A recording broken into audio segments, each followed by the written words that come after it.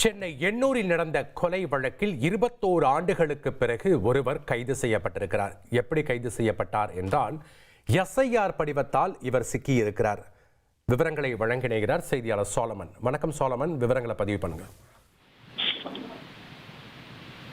சென்னை எண்ணூரில் கடந்த 21 ஆண்டுகளுக்கு முன்னதாக நடந்த கொலை வழக்குல தலைமறைவாக இருந்த ஒரு குற்றவாளி தற்போது எஸ்ஐஆர் படிவத்தின் மூலமாக சிக்கியிருக்கிறார்.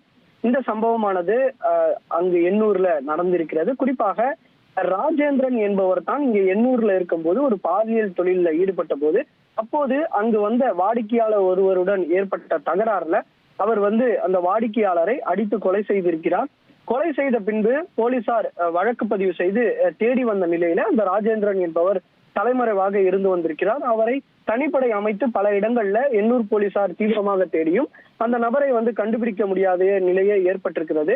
இந்த நிலையில தான் சமீப நாட்களுக்கு முன்னதாக இந்த எஸ்ஐஆர் படிவம் பூர்த்தி செய்ய வேண்டும் என தமிழகம் முழுவதுமே அது இந்தியா முழுவதும் அறிமுகப்படுத்தப்பட்டு தமிழகத்துல இதனோட படிவங்களும் கொடுக்கப்பட்டது. இந்த நிலையில அந்த படிவத்துல 2002ஆம் ஆண்டு இந்த தேர்தல்ல வாக்களித்தவர்களோட அந்த விவரங்கள் பதிவு செய்ய வேண்டும் என குறிப்பிட்டிருக்கிறார். அப்போது அந்த ராஜேந்திரன் என்பவரோட மகன் அதுல குறிப்பிடும் போது அதனோட பெயர் ராஜேந்திரன் என குறிப்பிட்டிருக்கிறார். அந்த ராஜேந்திரன் கடலூர் மாவட்டத்துல இருப்பது தெரிய வந்ததுக்கு அடுத்து பல ராஜேந்திரன் அந்த கடிதத்துல அதுல குறிப்பிடப்பட்டிருந்த நிலையில கடலூர்ல 7 ராஜேந்திரன் அதுல இருந்த நிலையில போலீசார் ஒவ்வொருவரையும் பிடித்து விசாரணை மேற்கொள்ளப்பட்ட போதுதான் இந்த ராஜேந்திரன் என்பவர் பெயரை மாற்றிக்கொண்டு பெங்களூர்ல பதுங்கி இருப்பது அவரது மகன் மூலியமாக போலீசார் கண்டுபிடித்திருக்கிறார்கள்.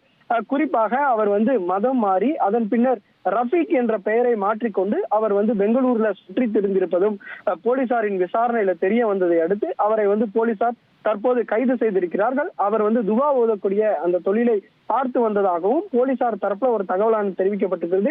தற்போது ராஜேந்திரனை போலீசார் கைது செய்து தனிப்படை போலீசார் எண்ணூர் காவல் நிலையத்தில் வைத்து விசாரணை மேற்கொண்டு வருகிறது. இது தொடர்பான முழு தகவல்களையும் போலீசார் இன்னும் கூடிய விரைவில் அளிக்க இருப்பதாகவும் தகவலானது தெரிவிக்கப்பட்டிருக்கிறது. நன்றி சோலமன், உங்களுடைய தகவல்களுக்கு.